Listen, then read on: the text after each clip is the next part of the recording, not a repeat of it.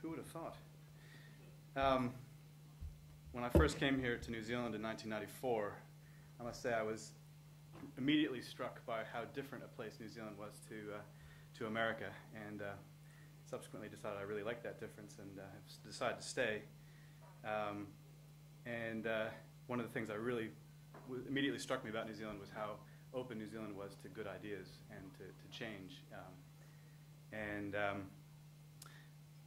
After first starting to use open source software in 1994, just after having come from the den of the beast from Seattle,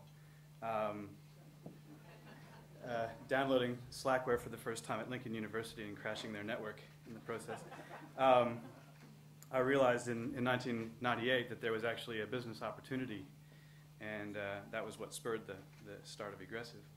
But I have to say that things didn't really get going until I discovered that there were other people quietly beavering away doing very similar things in Christchurch.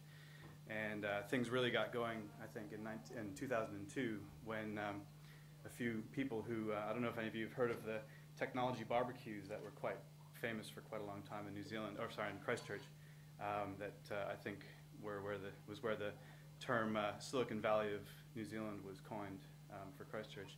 I ended up meeting a number of these people, quite a few of whom are here tonight, and we founded the Fusion Group in Christchurch, which is currently resides in the top floor of a relatively unassuming building in the center of Christchurch. But a Fusion Group members, present and past, are distributed all throughout New Zealand now, and we're all very passionate about open source and open standards and things like that. So it's really amazing to see how far things have come, and it's also great to see that throughout New Zealand there are people doing very similar things. I'm very excited about the Right Honourable David Cunliffe's talk, because I think it's amazing to find a politician who actually understands these things.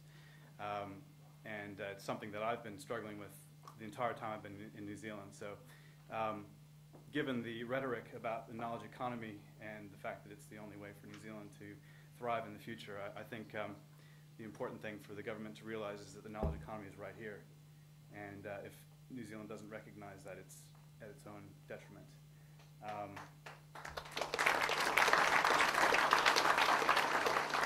I think we need to make sure that open source and open standards are a very major issue in the coming election.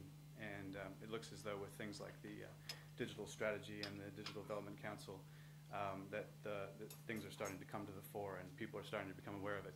I used to spend all of my time, even though I was a technologist, spend all of my time trying to educate prospective customers to what the value of open source was. Nowadays, I don't have to do that. They come and find us. And it's extremely gratifying to see that be the case. And I just think that things have come so far in such a short period of time that I have really high hopes for the coming years in New Zealand and the knowledge economy. Thanks very much.